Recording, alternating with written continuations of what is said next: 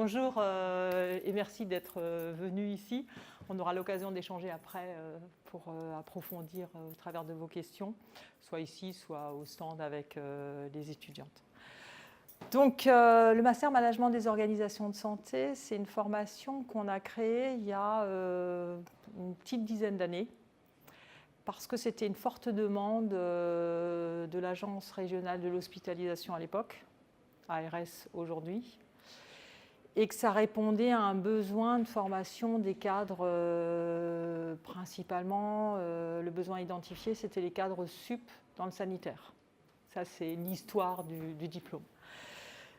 Et suite à ces premiers contacts, on a décidé de proposer un Master 2, Management des organisations de santé, qu'on a proposé de manière élargie à l'ensemble du secteur parce qu'on avait déjà préfiguré cette évolution du secteur avec les parcours et l'intégration du sanitaire et du médico-social qui se fait bon an, mal an sur le terrain. Alors quels sont les grands éléments, ça c'est moi, quels sont les grands éléments à retenir de cette formation ? Ce sont des sessions de 2 jours et demi tous les 15 jours. Vous avez un programme avec un planning des sessions qui vous est indiqué en début d'année. Là, on vient de le stabiliser pour l'année prochaine. Et sur ces 2 jours et demi tous les 15 jours, c'est jeudi, vendredi, samedi matin. Vous êtes en présentiel et tout le reste du temps, vous êtes en activité professionnelle dans vos établissements. On essaye, dans la mesure du possible, de libérer les vacances scolaires pour la zone Alsace. Ce n'est pas toujours possible. Et on essaye, dans la mesure du possible, de ne pas utiliser d'autres journées. Mais parfois, on est amené aussi à avoir des samedis après-midi pour des raisons de changement d'intervention et de disponibilité de plage horaire. L'ADN de cette formation va faire intervenir beaucoup de professionnels. C'est-à-dire qu'on essaye pour chacune des unités d'enseignement d'avoir des académiques qui viendront apporter le cadre en termes de grille d'analyse conceptuelle du champ et des professionnels du secteur. On aborde dans notre maquette pédagogique tous les aspects du management. Ça veut dire qu'on ne va pas aborder l'économie de la santé, et on ne va pas aborder de manière spécifique le droit de la santé. Nous, notre focus et notre compétence, c'est le management des organisations de santé. Donc bien évidemment, en filigrane, on va toucher aux politiques publiques, à l'économie de la santé, et on va prendre en compte des considérations juridiques, mais ce n'est pas du tout le cœur de nos enseignements. C'est un diplôme généraliste en management, donc on va toucher à tous les aspects du management.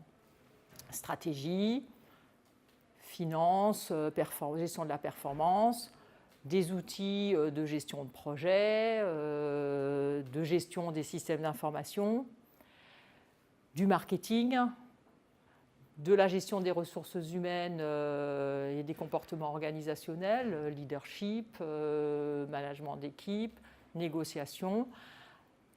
Une focalisation aussi sur les processus qualité, et puis un point d'orgue avec la réalisation d'un mémoire qui se fait individuellement à partir d'une problématique que vous faites émerger d'un terrain pratique et que vous confrontez à une littérature académique, puisqu'on est dans un master universitaire.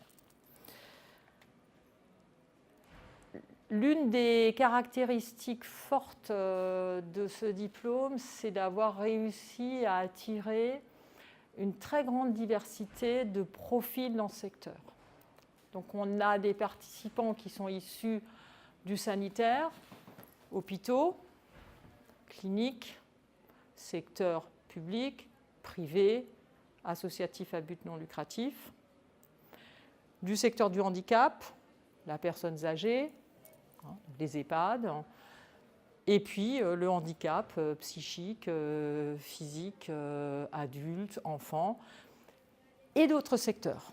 On a régulièrement dans nos promotions des personnes qui sont issues de la prévention, du monde plutôt social, et des personnes qui ont eu des expériences réussies dans d'autres secteurs d'activité, l'industrie,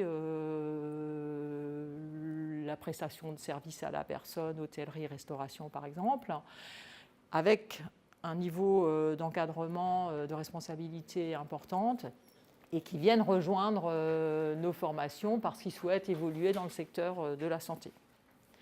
Donc on va avoir une très très grande diversité de profils, fonctionnels aussi, des personnes métiers, dans le secteur médico-social, profil d'éducateur, dans le secteur sanitaire, profil soignant, qui sont les deux cœurs de nos promotions. Et puis, fonctionnel, administratif. Là, cette année, on a une coloration de promotion très administrative, avec pas mal de directeurs adjoints qui sont venus suivre cette formation et qui sont issus de structures très, très variées. Donc, chaque année, la promotion a une coloration spécifique. Et c'est ça qui est génial, parce que ça fait un melting pot d'expériences, de profils, de niveau de responsabilité, puisqu'on va du cadre de proximité jusqu'au cadre sup, voire cadre dirigeant dans les promotions. On n'a pas du tout de barrière à intégrer des gens qui ont des niveaux de responsabilité très différents dans leurs organisations, parce que la richesse aussi, c'est de rencontrer dans cette formation des personnes qu'on ne rencontre pas forcément dans son quotidien professionnel. Donc beaucoup de diversité, notre objectif, parce que l'apprentissage est un apprentissage exigeant pendant cette formation. Vous alliez vie professionnelle, vie personnelle et une formation exigeante, parce que les 2 jours et demi de présentiel, c'est la face émergée de l'iceberg. Ça représente un faible pourcentage de l'investissement global qui est nécessaire pour vraiment en tirer des apprentissages intéressants pour vous. Tout ça, ça peut se faire que quand il y a une dynamique positive au niveau de la promotion. Donc, on n'est pas dans une logique compétitive où il faut être major de promotion et tirer dans les pattes aux camarades. On est dans une logique vraiment d'équipe et de solidarité pour se soutenir, pour avancer ensemble. Et comme on est dans un système universitaire, il y a un truc qui s'appelle l'évaluation avec des notes. Mais pour moi, en tant que responsable pédagogique, c'est anecdotique. C'est-à-dire on a conçu notre formation de manière à ce que toute personne qui s'investisse pleinement puisse réussir.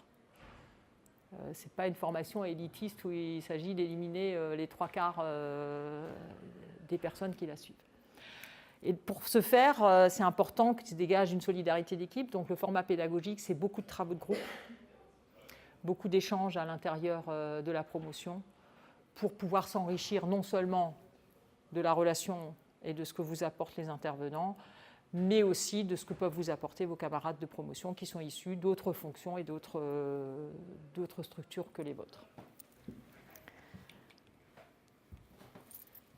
Pour le mémoire, un tutorat collectif, c'est-à-dire qu'on s'est rendu compte que c'est un exercice qui peut être difficile pour certains.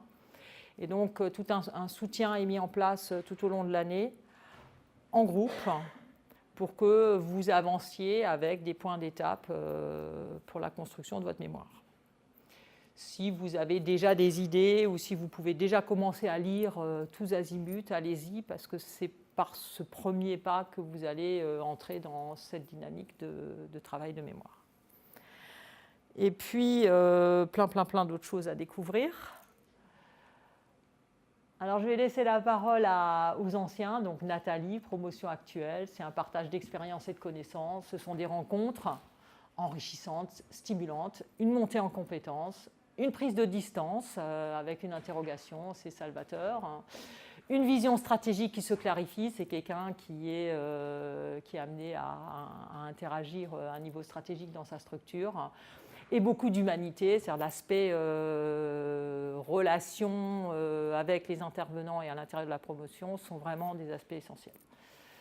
Katia, promotion actuelle, un enrichissement personnel et professionnel, une capacité à grandir intellectuellement dans la réflexion, une remise en question de la pratique professionnelle, c'est-à-dire que même si ce n'est pas une formation métier, le fait de vous mettre dans une dynamique intense de stimulation, ça va vous obliger à réaliser votre pratique professionnelle de manière différente de ce que vous avez l'habitude de pratiquer. Donc ça vous oblige à sortir de votre zone de confort, hein, et ça vous fait évoluer en tant que manager.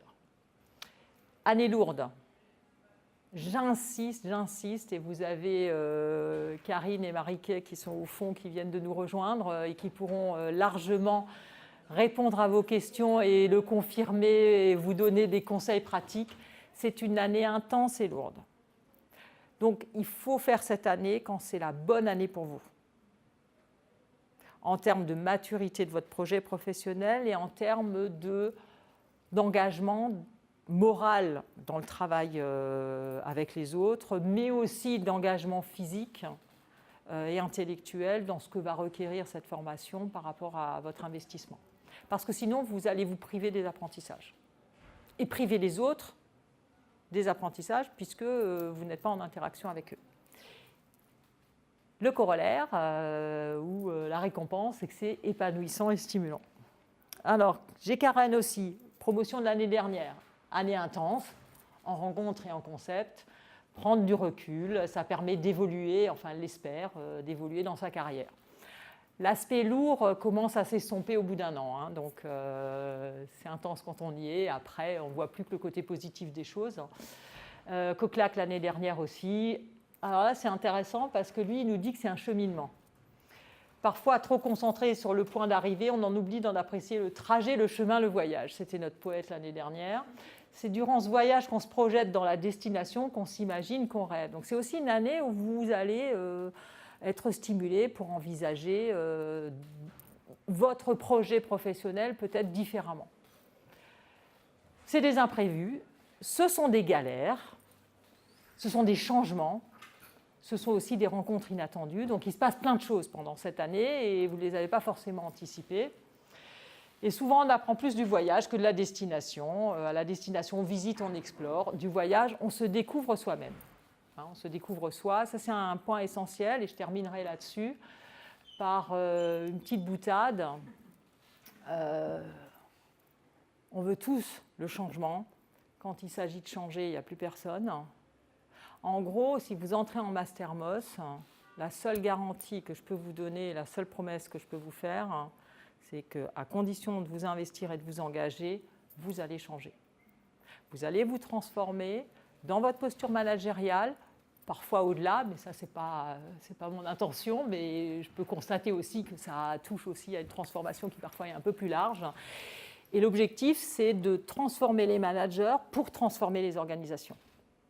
Et pas d'avoir un discours général au niveau des organisations en espérant que les individus se l'approprient comme par miracle, mais c'est de travailler avec le terrain pour que les individus changent et que l'esprit de la transformation, mais ça demande un effort énorme sur soi, c'est difficile, parce que parfois on est confronté aussi à des situations où on n'a pas envie de bouger soi-même, hein, où il y a des blocages, ça renvoie à un passé, ça renvoie à des choses difficiles à vivre.